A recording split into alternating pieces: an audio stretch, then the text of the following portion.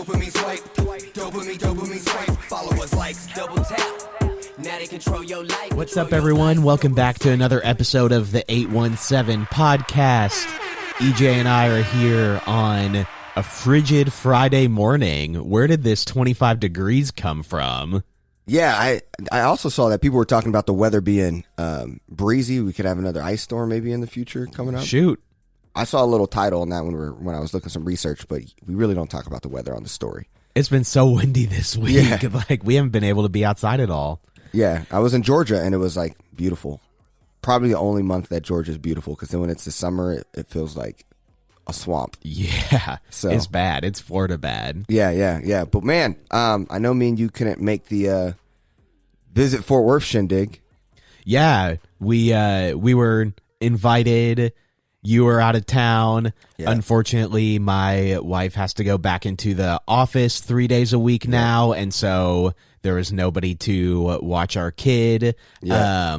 But one thing to come out of that's exciting is that Visit Fort Worth is going to be at South by Southwest this year with a booth for a few days, and they've invited us to come and do a live podcast on March 13th from their activation there. So our episode in a few weeks will be coming live from South by Southwest, which is pretty exciting. Yeah. I think it's our first not doing it at the Casa, right? I think that's the first time doing it outside in public. Got to look at people in the face. I don't know what we're going to talk about in Austin. Yeah, the details aren't fully fleshed out. I think we're going to be getting to interview some people that are going to be down there. But yeah, we don't have fully fleshed out what it's going to look like yet. Hopefully after today's episode, they don't rescind our invitation. Yeah, because so the title of this pod is why should Fort Worth be celebrating? Something like that. All right. And so that's going to be the main story, and really excited for that. And yeah, I'm not sure if we're the right people to be selling Fort Worth in Austin, Texas, but I think we are. So anyways, let's keep going. Like I said, the big story. Let's get into some updates. The 3 short stories are updates. Jimmy's been great at keeping an eye on this kind of stuff, so go ahead and walk us through some of these short stories. Yeah, so starting with our rant on Farrington Field and soccer complexes last week. It looks like you have a lot more time to rant. Yeah. So the 11-person panel met this week, and they had some updates and recommendations. Long story short, maybe Fort Worth should be taking care of its old buildings, taking care of its assets. First, the city and school district need to work out a deal to determine who's responsible for the area's redevelopment. That makes sense. They suggested the city, which also makes sense. The city is responsible for development. The school should be focused on educating our kids. Should also do a cost-benefit analysis to determine how much it'll cost to bring the facilities up to current building code versus just leaving the stadium and field house alone. Once that's done, both the city and district can determine if any form of redevelopment is worth it, which I think is a loaded term, right? Like, we're trying to say that we need to invest millions of dollars in a new complex up north, so we're saying that soccer or having a stadium complex is worth it, but where should the dollars be going, I think, is a pretty loaded question. And there's issues with, because of when it was built, there's not good plans to tell exactly what the water and sewer infrastructure looks like. Really seems like this is something that should have been addressed before the year 2022. Basically, all in, the panel estimated any potential development could groundbreak within a year of the developer being selected, which is already 12 to 18 months out, and they estimated it would be 10 years before any potential redevelopment could be complete. What a disaster. Like, we have not taken care of this thing to the point where we're a decade away from it being usable again. Yeah, and don't you have and then no one wants to take it. You got the school, like we're saying, the school shouldn't have it. I'm assuming everyone agrees it's smarter that the city has it. If the schools are now, I think so too. I think with the schools, does that mean they're going to build their own personal fields? I think so. Figure out other places to be playing, which I think they have been doing because Farrington hasn't been used since 2019. Yeah. And so, yeah, I mean, and we can't get rid of it. Not that we should want to get rid of it, but it's they're protected buildings now. So we're just kind of stuck with this. I don't want to say eyesore because it's a really beautiful building, but this unusable space smack in the middle of the cultural district that we're not going to be able to use for a decade. Yeah. Like, that's terrible. Yeah. I guess we'll see, because like you said, there's like a whole year of strategizing. Yeah. Analysis paralysis, I think, is... It's the same thing that we've talked about with Panther Island. Like, why are we dragging in our feet? Why haven't we had these plans already ready to go? It's been 3 years since we've used Farrington, and we're just now deciding to say, like, yeah, maybe we should figure out what to do with this thing. Yeah. I don't have any ideas. Usually I have a lot of ideas, but this one, no idea what to do. Besides, a decade away. Besides just copy and paste in Carrie Moon's Keller complex. That would be my only idea. Yeah, which even that's tough now when we're talking about 10 years. Yeah, soccer might not be cool anymore. Esports will be the new wave. That would be pretty sweet, though. Yeah. A massive esports stadium. Yeah, that'd be awesome. The next story we want to update is we talked a lot about parks and access to green space last weekend, and wouldn't you know, front page of the Monday paper was about a new nonprofit group planning to give kids access to positive play experiences. So a number of 40% of residents across the city live more than a 10-minute walk from the nearest park. And in a number of neighborhoods, parks are considered unsafe by the neighbors that live there. Audrey Rowland, CEO of Green Space Learning, and one of their employees, Bethany Fort, friend of the podcast, Ben, her husband, was on our anniversary episode. Oh, there we go. After mapping out the parks and recreation centers across the city, they had an idea. They're starting a nonprofit that will be able to bring free opportunities for play and temporary childcare to under-resourced communities in Fort Worth and Tarrant County.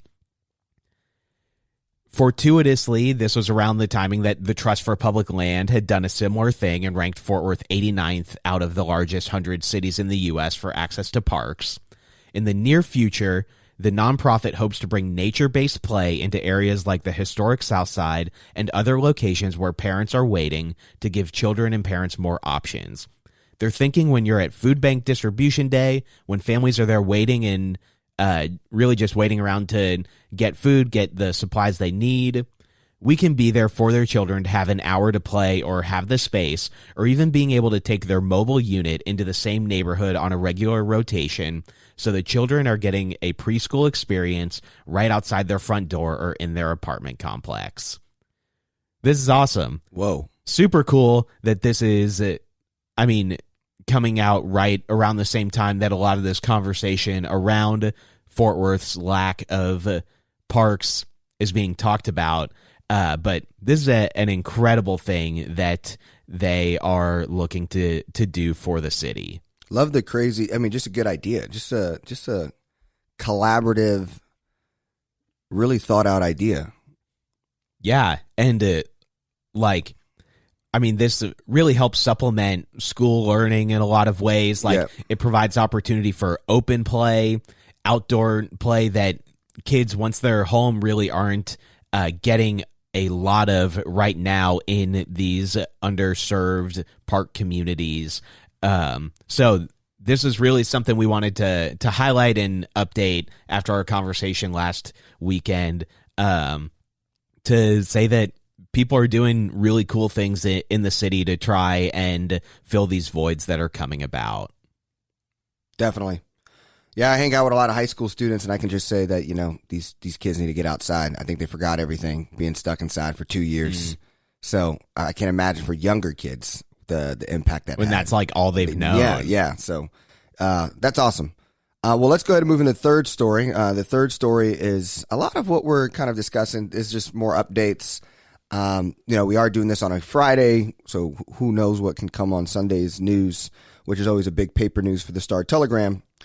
So we're going to talk about the Fort Worth City Council's indecision to decide on maps. And instead of deciding on maps, the Fort Worth City Council spent 4 hours Tuesday making changes to maps that with little to show for it at the end of the day. The council had to push back the redistricting process and meet again Tuesday to finally vote on a map to put forward to public input. The map that was supposed to be chosen Tuesday would have been put forward for residents to view and responded to at 4 listening sessions. Now they're talking about maybe only one and canceling the others. They're changing the date of the first one. And you're seeing that the council are bringing in their own maps now. Chris Nettles' map, Carrie Moon's map, Carlos Flores has a map he wants it to be considered. So, Jimmy, I'm just confused because I thought the purpose of bringing a map was to decide on the map and not mess with the map to make it your own map. Exactly. And like we saw this with the school board maps also, where it's like you have the independent committee, they have to give it back to the governing entity, and the governing entity does their thing to try and make it work best for them. And I think Gina Bivens had a great quote in here. What the public is seeing right now is a very reason why they don't think council members need to be involved in crafting maps. We went through this whole process of an independent redistricting task force. It's taken a good bit of time, came out with this map that was like very strongly recommended, like even from whittling down from 19 to 7 maps, like it stood head over heels above the rest, and then it continued to do so.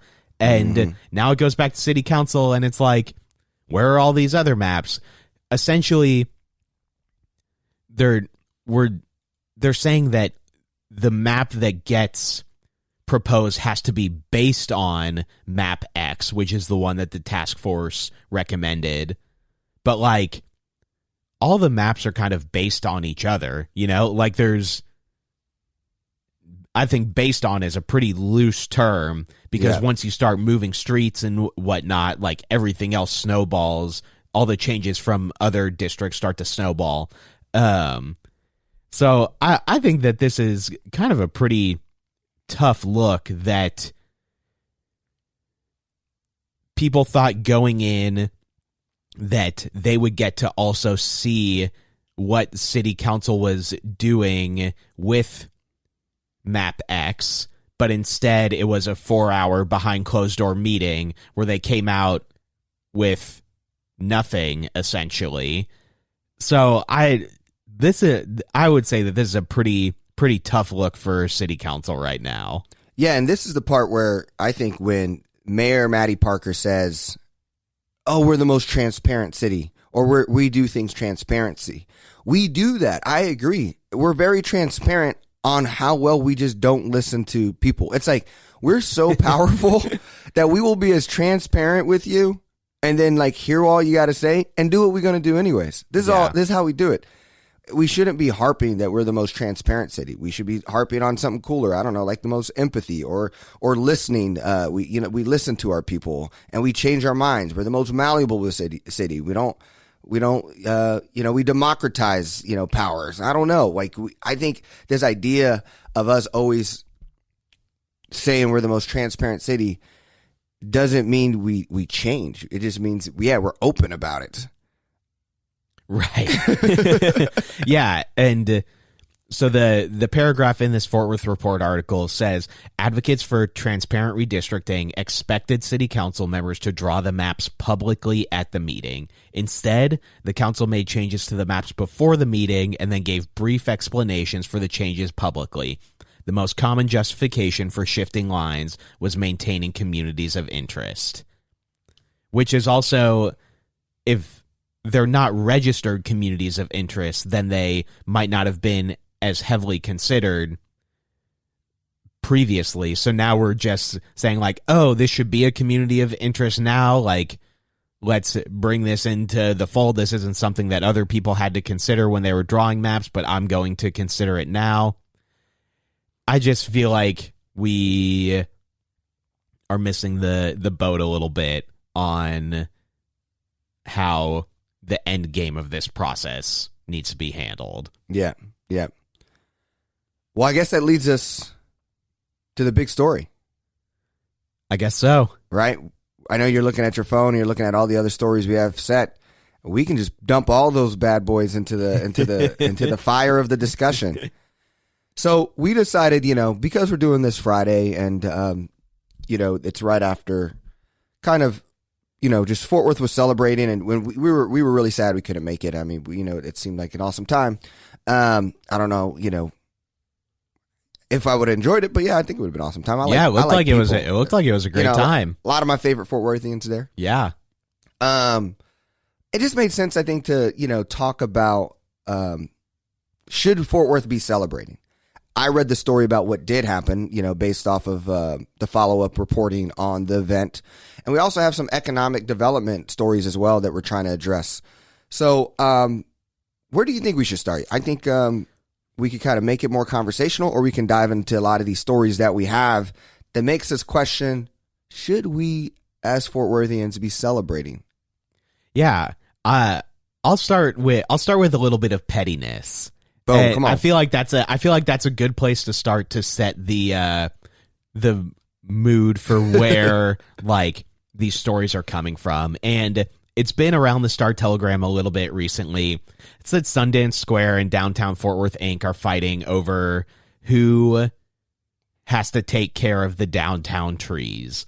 And I think that this is kind of this is the straw that broke the camel's back, whatever analogy or metaphor you want to use, that's maybe showing a lot of the issue with our downtown being a 35 square acre privately owned business, and that being very unique to downtown. Like, you go to other big cities and downtown isn't owned by a couple billionaires who get to use it as their pet project.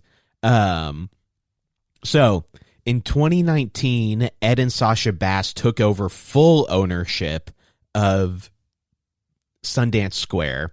For the past 20 years, they've had what they call an informal agreement with the city to take care of the trees around its property. That changed in January when an advisory board for a special downtown taxing district called a public improvement district dissolved the agreement, giving exclusive rights to manage the trees to the nonprofit business advocacy organization Downtown Fort Worth Inc. Basically, we have Downtown Fort Worth Inc. that is a nonprofit that manages downtown Fort Worth. And Sundance Square, Sasha Bass, namely, is mad that they're not taking care of the trees to the level that she would like. I don't know. And it is really just bringing out a lot of the rifts between the two organizations and exposing a lot of the issues with the current setup that we have. Yeah. I mean, I do, think like trees and greenery downtown is important.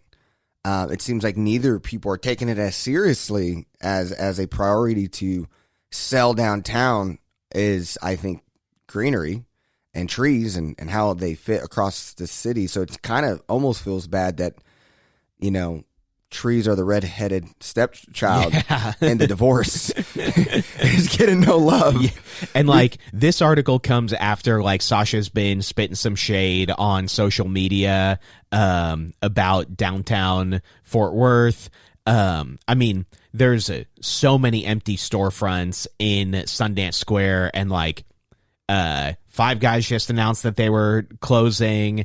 I mean, Taco Diner's been empty forever. Bird Cafe's been empty for a couple of years now. The fountains still haven't come back.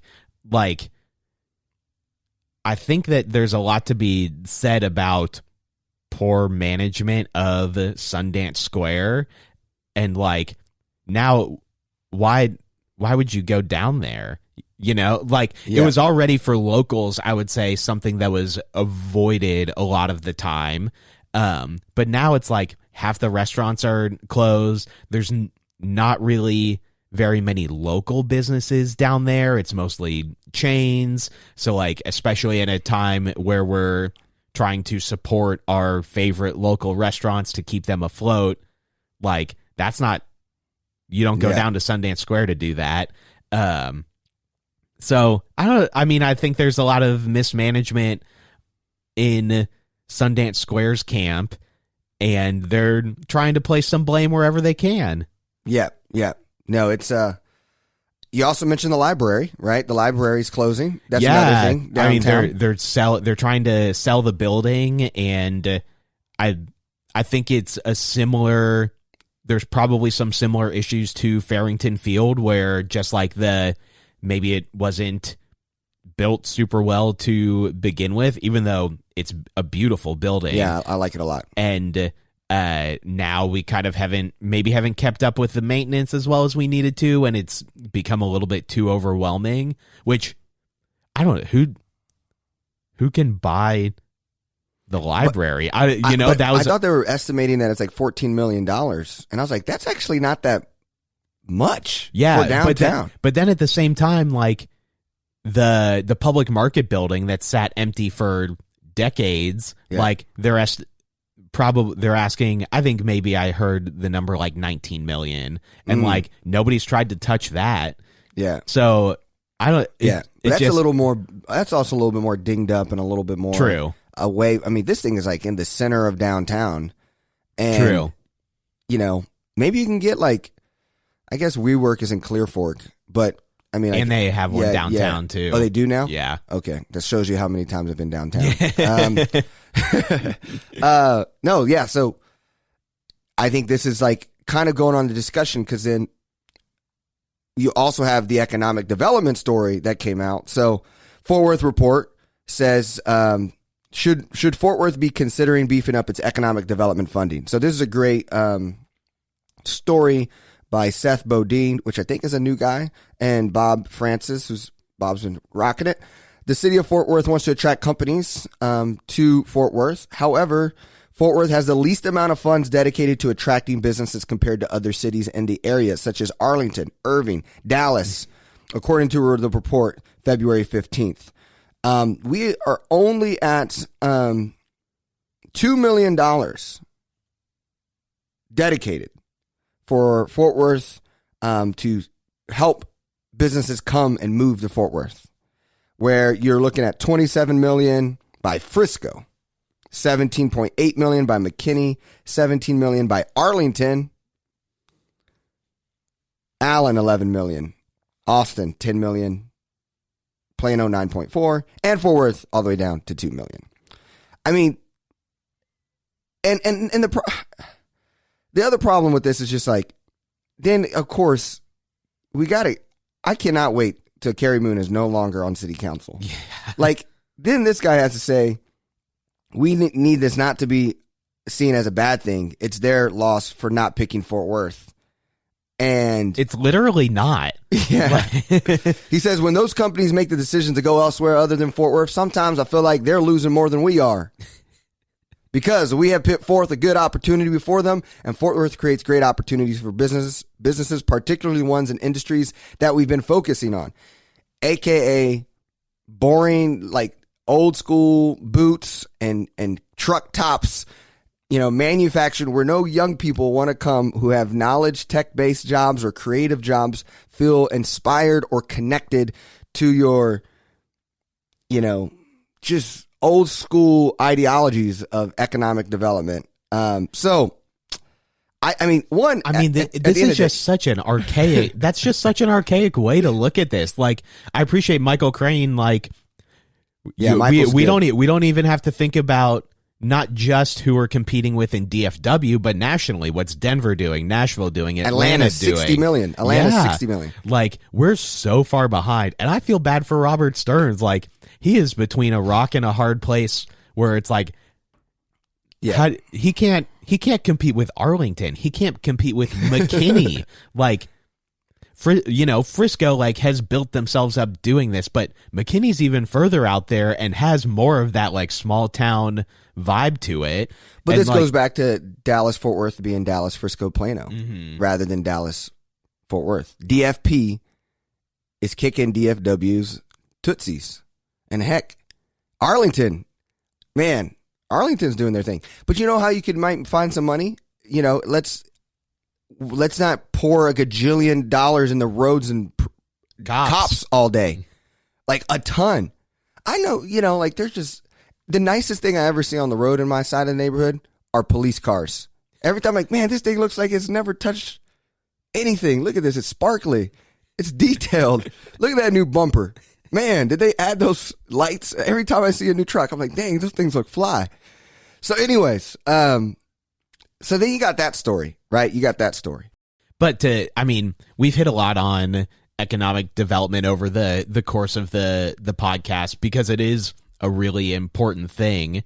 But this one to me is really sad. This one to me is really sad because it just shows how far behind we are.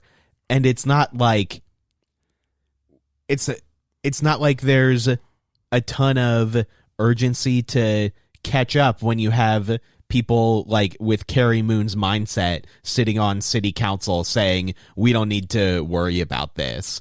Like, you're trying to build a soccer stadium in your district when we could actually be attracting businesses and young creative entrepreneurs to come and help make the entire city better. Yeah. This goes to me like where I am about why is Fort Worth celebrating? Because the problem with Fort Worth, in my opinion, is that it's currently in offensive mode, and we're trying to protect and defend what we have, and so rather than seeing that, and that's a sign of someone or a thing or a business that is vulnerable and weak. And so what's happening, we have all of our money in cops because it's better to protect and keep what we have safe rather than grow. We have our downtown, right, supported by one big influence couple.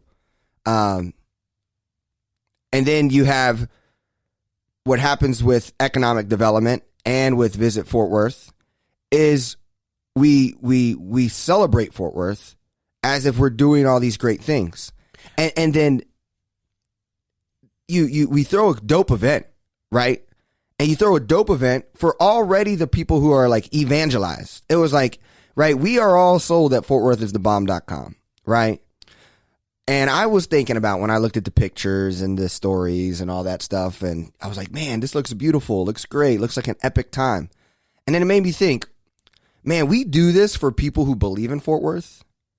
But what is our pitch to people when they show up to Fort Worth and they don't believe that Fort Worth is the place like we all believe Fort Worth is? I don't think we show up in the same way. We show up with a biscuit and a government form and say, hey, yeah, if you're interested in having your business here, just sign it. Right? Like, and I think Fort Worth is just so focused on, being everyone who's from here or the elite group who's proud of Fort Worth to double down on our beliefs.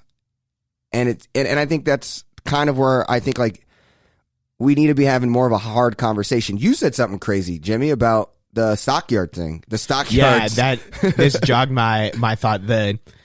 one of the people who manages Mule Alley at the Visit Fort Worth event said that 100,000 people visit the stockyards every week. And I was like, I was like, okay, there's no way that's true, but like, let me kind of get some reference of what that would make the Fort Worth stockyards more popular than. That would make the Fort Worth stockyards more popular than the Grand Canyon, Yosemite, just to name a couple of national parks. It would actually make the Fort Worth stockyards more popular than all but 9 national parks and monuments across the U.S. More popular than a bunch of the stuff in D.C., like more popular than it would make it as popular as some Disney theme parks around the world. Yeah. What? Yeah. I know that when you get into meetings like that, like numbers tend to get inflated, like the economic impact tends to get inflated. But as of like 2019, we were talking about like 700,000 people a year visiting the cattle drives, which is a lot. Like that's a very large number and a very impressive number. But you're telling me that has grown 8x in the last 3 years. And I know that like 1883 and 12 Mighty Orphans have brought, especially 1883 recently, have brought more of a wave of attention to especially the stockyards area, with that being where a lot of it was filmed. But you're telling me that people saw 1883 in November, December, and said, "Oh, I'm booking a trip to Fort Worth tomorrow." Yeah. And a month later, all of a sudden, we're getting 100,000 people a week. Like, we don't have the infrastructure in place there to handle that in any way, shape, or form. Like, just because Hotel Drover opened up doesn't mean that they're housing 100,000 people a week. Yeah. And I know that like some of that would probably be locals. But like, I'd drop off and pick up my wife from work 3 days a week in Mule Alley, and I haven't seen more than 100 people out in the street. And granted, that's like during the day, but also picking her up around 5 p.m. and like, there's nobody out there. So you're telling me that 90,000 of that 100,000 visit on the weekends? Like, we don't have the infrastructure to make that happen. We don't have the parking there to make that happen. Yeah. So like, we're throwing that out there, patting ourselves on the back for it, when it's like something that clearly can't be true. Yeah. Yeah, and I think this is the part where you know, I even think of this story, like they kind of wrote in the story how the idea is like, we did it. Like, hey, last year we talked about how the pandemic messed everything up, and like we're surviving and we're strong and Fort Worth is resilient. And now it's like, we did it. And it's like, no, I still think we have great potential. I think we try to be on we love Fort Worth and we see the potential, but we're really honest with it. And I think a lot of the economic and the visit for a long time has always walked around with their chest out and defended what they have accomplished, which is that's their job. Yeah, with your job.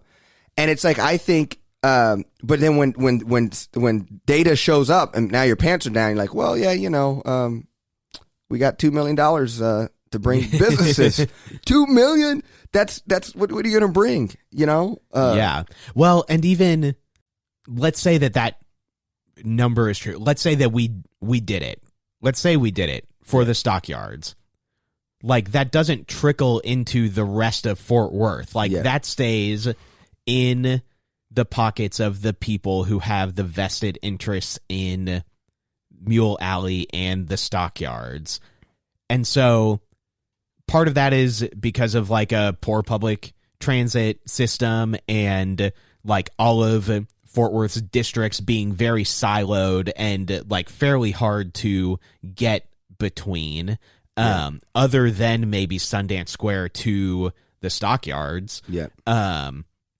So everything, So all of that's coming in doesn't trickle into the rest of Fort Worth. So maybe Stockyards Fort Worth has made it, but this isn't like we know that trickle down economics doesn't work. Like we're seeing that. We knew it didn't work in the 80s, but we're seeing the effects of it now. And this is the same sort of thing, like, oh, if we just keep driving people into the stockyards, like, that's great for Fort Worth. And I don't know that that's true. And I think that's maybe the, like, sticking point that we're at right now is, let's say 100,000 people come to the stockyards every week. The rest of Fort Worth isn't seeing the fruits of that. And you can even see that in 40% of storefronts being closed in Sundance Square and in the downtown area, and the number of places across the city that we can see are struggling to come along on the trickle down of that. And I think something that me and you kind of went back and forth on is, like, does the tourism come before the businesses? And, like, what is the best approach to, like, grow a city? Like, how do you do that? And to me, I think this is what's scary about Fort Worth is that we're so obsessed with the tourism side because we're clearly not winning businesses in Fort Worth. So when I see an event like what happened on Thursday, I see we're really trying to keep these hotel people and all these people who invested into our downtown and our stockyards to say, hey, there's still hope. Look at all these excited locals here to still work for this city. Aren't these people interesting? Don't leave. I don't think it wasn't. And that's the thing is, like, when you hear the pitches and the talks, the person they're talking to is the people who own hotels, right? The people who own tourism spots in Fort Worth. And so,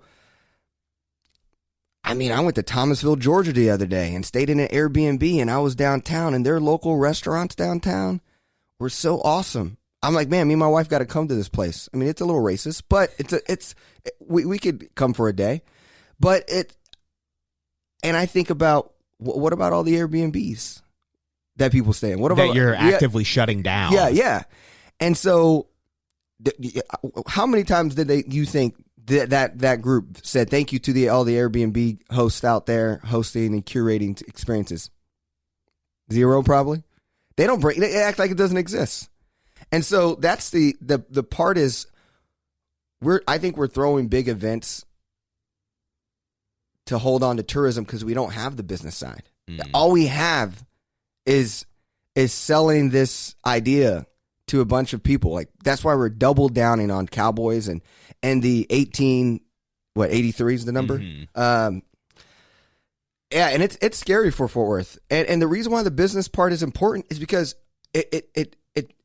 it leads to jobs, and jobs where then people, can live here. People want to live by their job, but instead you have the people who love Fort Worth driving an hour to their job because they love Fort Worth. That's what we should be celebrating. The people who should be on the stage right now, the people, if you drive an hour to work and live in Fort Worth, I want you to come to this event. We throwing you a 5-star course meal and we appreciate you. Because that is the real magic of Fort Worth, is that you got people who love this place so much and are willing to deal with our inabilities to highlight this place and still stay here. Well, and the long-term effect of that is people live in Fort Worth because it's affordable. Yep. We've got this housing market that's exploding nationally. Like, it's not a Fort Worth-centric issue. But when Fort Worth becomes not affordable anymore, then what happens? What do we have left? People aren't going to be driving an hour to go work in Dallas anymore because they want to live closer. They can't spend that money on gas. They're going to find something reasonable around there. Yeah, I'm hearing. I've heard people say Arlington's cheaper than Fort Worth. Yeah, and it's closer to my job. Yeah. I mean, granted, you're still in Tarrant County, but, you have closer access to both Dallas and Fort Worth. Yeah. So, We'll see if we're still invited to South by Southwest. But all in all, at the end of the day, it looked like a great event. All amazing people. I mean, we can dive into wins and losses. I know one of your wins is about what happened there. It looked cool. I mean, I would love to have been there. I saw Funky Panther there. Love those guys. DJ Sober, Lou Charles, all the peeps, there. So really fun stuff. Yeah, I'll go with my loss, and that's that so far in Tarrant County, 25% of mail-in ballots have been questioned. As of Wednesday, around 40% of mail-in ballots in Tarrant had been rejected.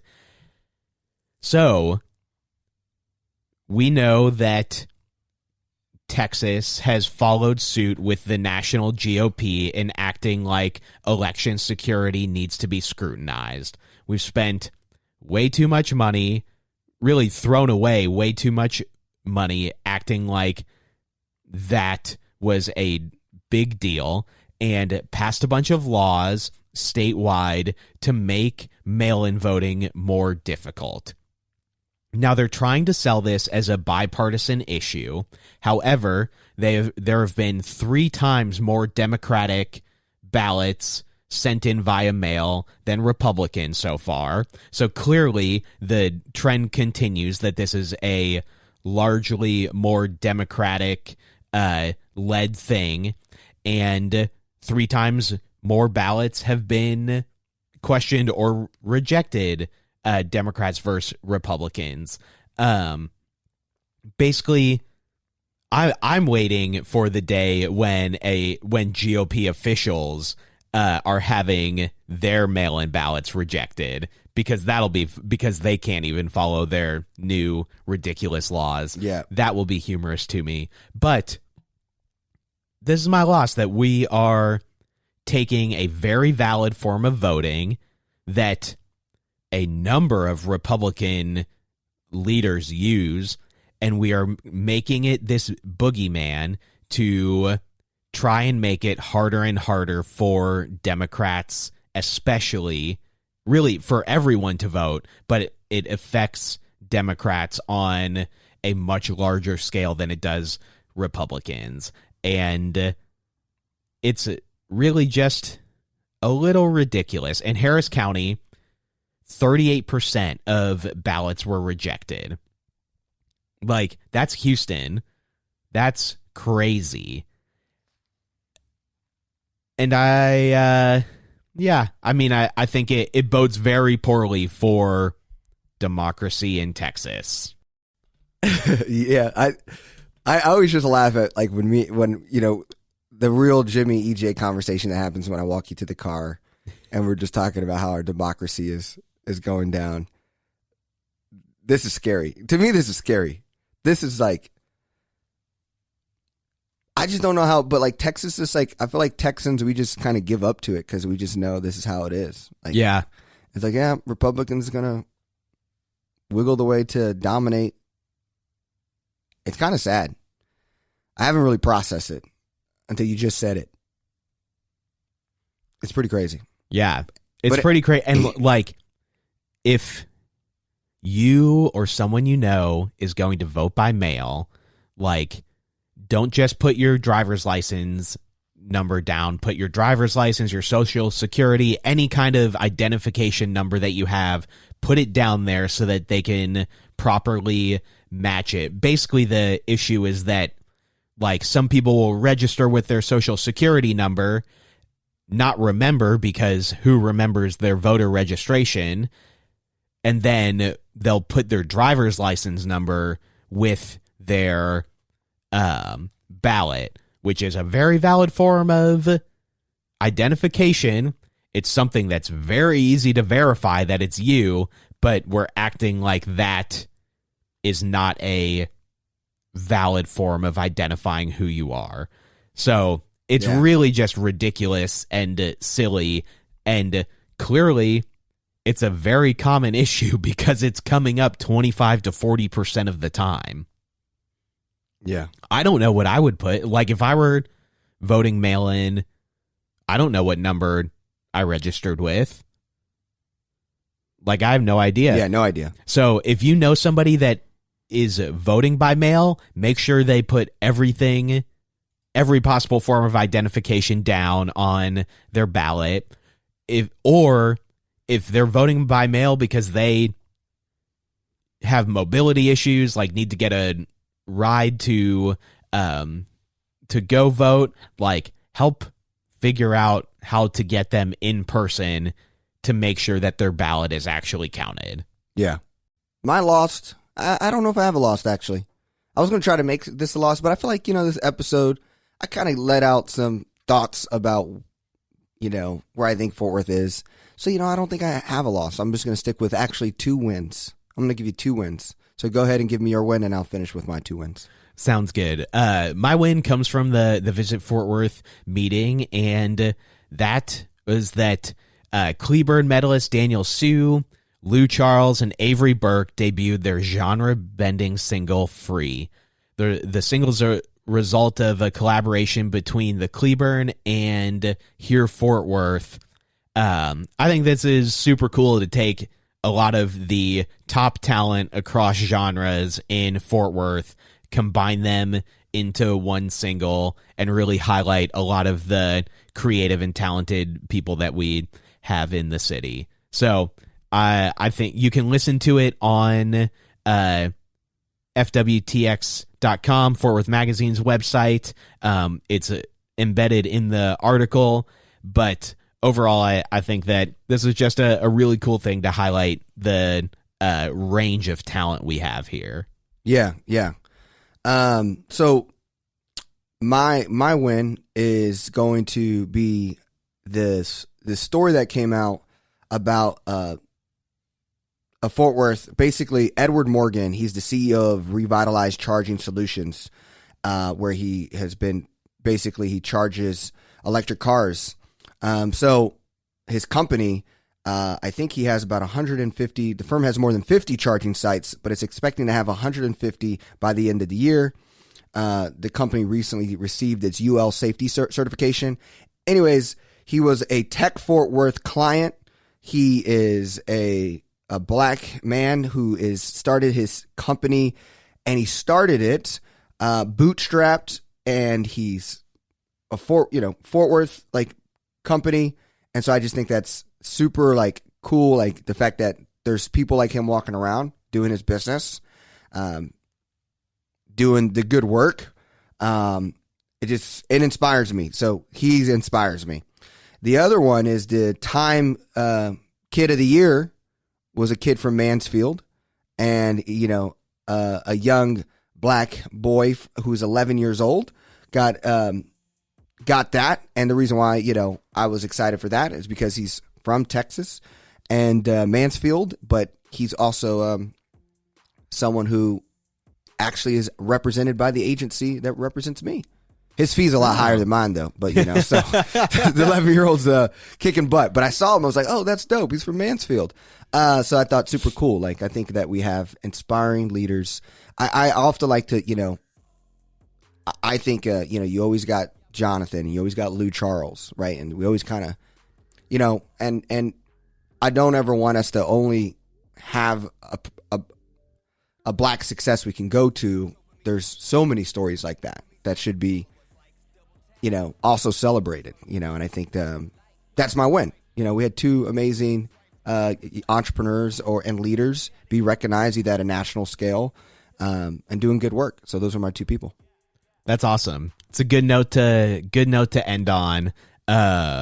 Thanks everyone for listening, and we will see you next week. And I would love, and we would love just do you think Fort Worth should be celebrating? I would love to know what you think. Give us an Instagram message. Send us an angry email. Whatever you want to do. Text. Leave us a bad review. Oh, yeah. What we are is the most hated podcast in Fort Worth based off reviews. So we're a hidden gem for the people who look past the numbers. Thank you, everyone, and we'll keep you updated. See you next time. Swipe, dopamine swipe, dopamine swipe. Follow us, likes, double tap. Now they control.